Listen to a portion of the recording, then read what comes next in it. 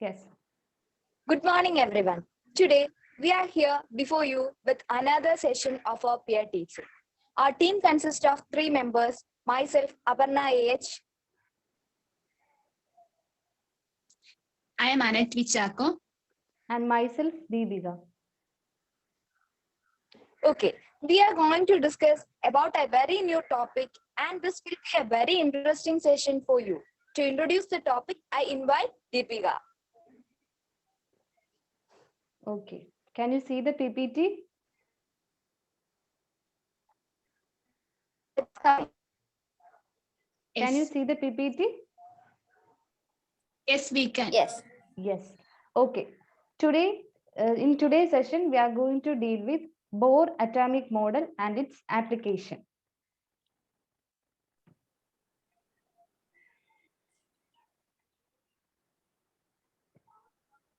Okay. Before going to the Bohr atom model, we can discuss about the fundamental particles.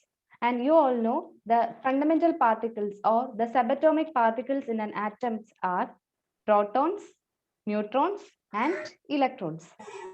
And protons and neutrons are seen inside the nucleus, and electron is seen outside the nucleus. That is in the orbits or shells. And the charge of proton is 1.60 into 10 raised to minus 19 coulomb, and neutron has no charge, and electron has the same charge as a proton, but its sign is just opposite, that is negative.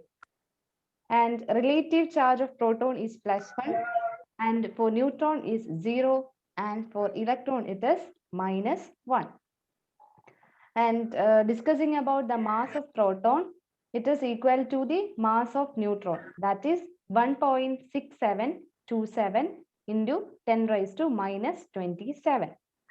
And the mass of electron is 9.1 into 10 raised to minus 31 kilogram.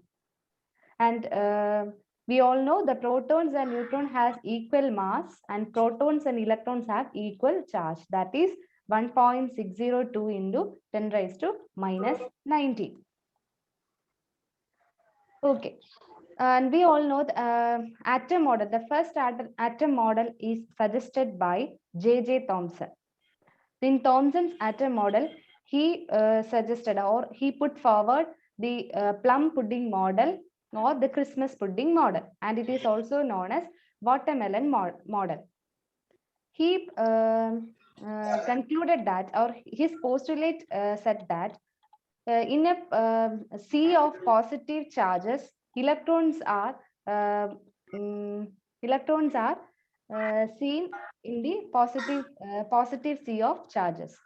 And Rutherford suggested that after conducting his gold foil experiment, he proposed the planetary model of an atom. That is, just like the solar system, the nucleus lies in the center of the atom, and electrons revolves around it in their orbits. This is the model of planetary model of Rutherford. Here you can see the nucleus is at the center, and electrons are revolving around the nucleus in a particular orbit, like that of a solar system. But the revolution of electron in a circular orbit is not expected to be stable. That is, any particle in a circular orbit would undergo acceleration. And during this acceleration, charged particles would radiate energy, and it is equal to h nu. Thus, the revolving electron would lose energy, and finally it fall into the nucleus. That is, it is highly unstable. So, matter would not exist in the form that we know. As the electron spiral inwards, their angular velocities and frequency would change continuously, and so will the frequency of the energy emitted. Thus, they would emit a continuous spectrum in contrast to the line spectrum actually observed. This is Rutherford's model of planetary model of an atom. And now we are going to discuss about the Bohr atom model. Rutherford have some limitations in his atom model. So Bohr atom model came into existence. Let's discuss about the Bohr atom model.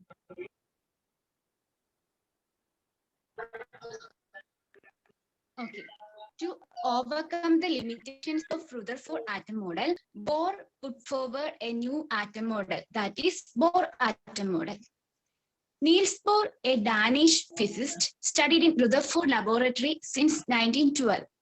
He successfully explained the spectrum of hydrogen atom and presented Bohr's atomic model. He also a Nobel Prize winner.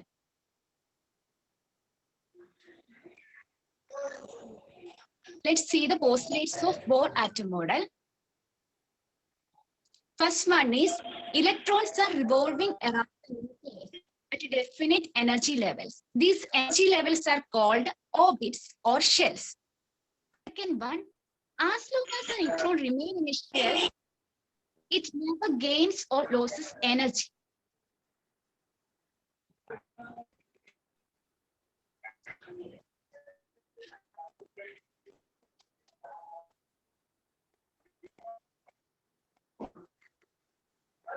Third point, the gain or loss of energy occurs between orbits only due to jumping of electrons from one energy level to another energy level. Here we can see first energy level, we mention it as n equal to 1, and second energy level n equal to 2. If electron jump from n equal to 1 energy level to n equal to 2 energy level, it gains a certain kind of energy, which is equal to plus h mu. If electron jump from n equal to 2 energy level to n equal to 1 is minus h mu.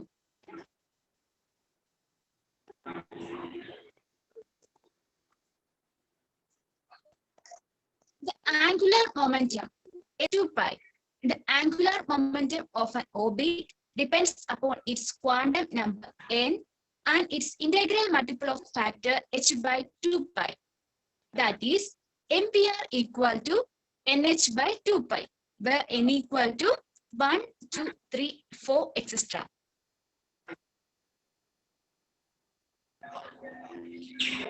There are three applications for Bohr atomic model. First one is derivation of radius of an orbit of an atom.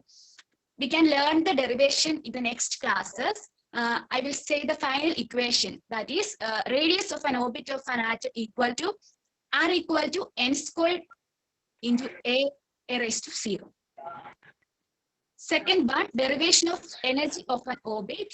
The energy delta E equal to m e raised to 4 by 8 epsilon squared h squared into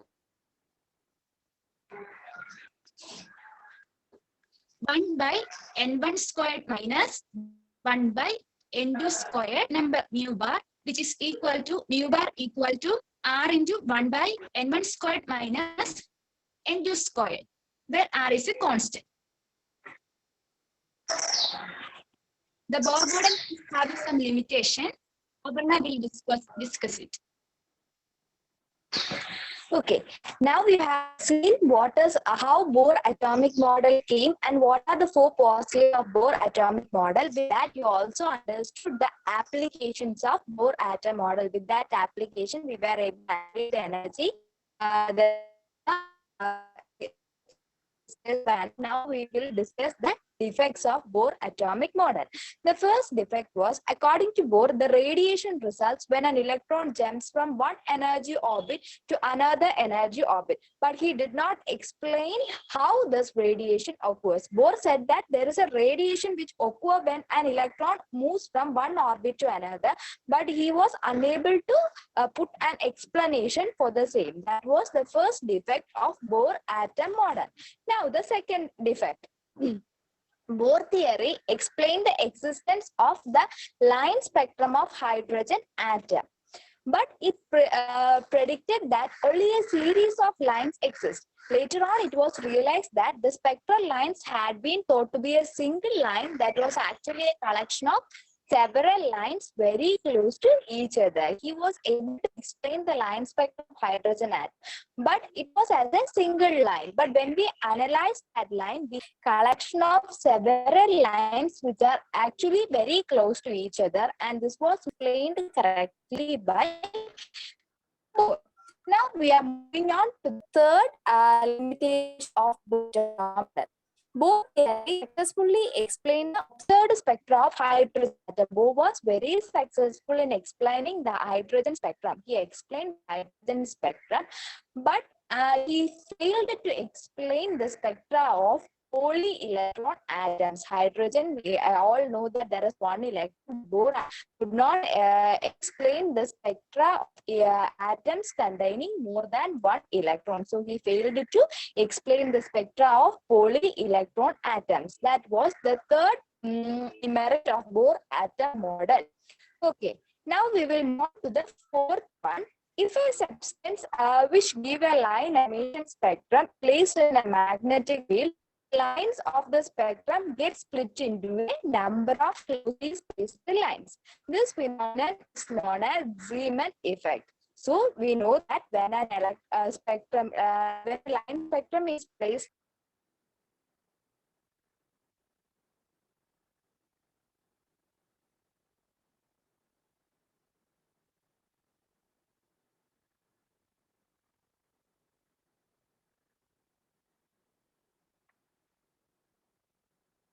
are you able to hear me?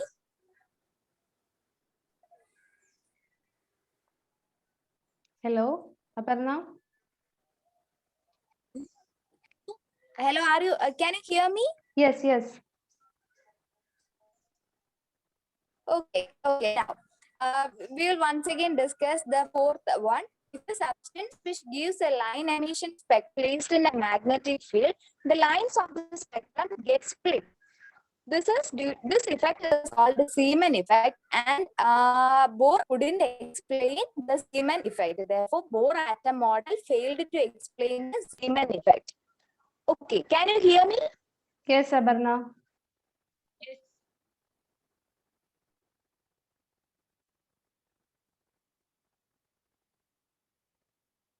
Yes, Aparna, you can continue.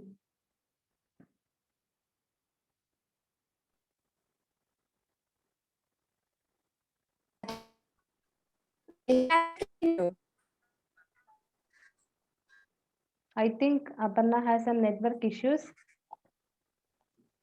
May I continue, Aparna? Now, can you hear me? Yes, sir. Okay, Aparna. now can you hear me? Yes, yes. Yes, yes. Okay. Now, yes. Have you heard the explanation of the fourth post? Correct. Yes, Yes, sir. Aparna. yes. Okay, now we will move on to the fifth demerit. That is, if a substance which give emission spectrum is placed in an external electric field, the lines of the spectrum also split into a number of closely spaced lines. This phenomenon is known as Stark effect. Likewise, when we place an line spectrum in magnetic field, it splits. Likewise, it also splits when it is placed in an electric field. This effect is known as Stark effect, and both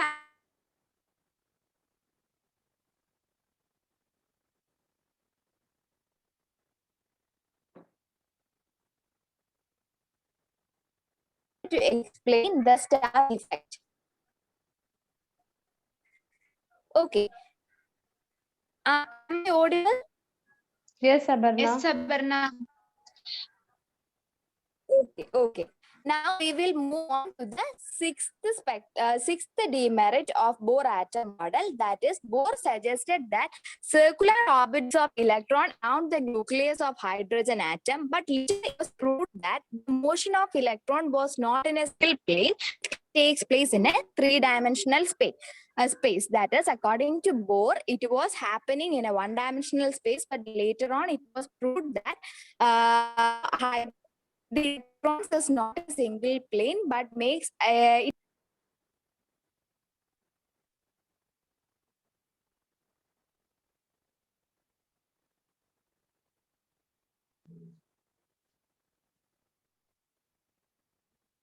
Next one. Okay.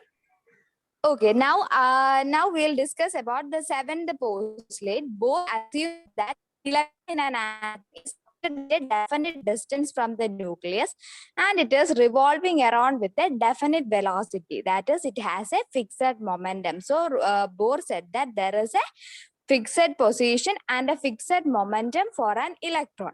This idea is not in agreement with Heisenberg's uncertainty that it is impossible to determine the exact position and momentum of a particle simultaneously with certainty. So it was against the Heisenberg's uncertainty principle. So that was the seventh demerit of Bohr atom model. That is all with the demerits of Bohr atom model. Now we will move on to the review questions. Okay, let's discuss about the review questions. What are the postulates of Bohr atom model? And we have discussed it very clearly. And the second one is find out the applications of Bohr atom model. And the third one is what are the demerits of Bohr atom model? And also the demerits of Bohr atom model is discussed here now. And here comes the follow-up activity for you. Draw the energy level diagram of hydrogen atom. Draw the energy level diagram of hydrogen atom.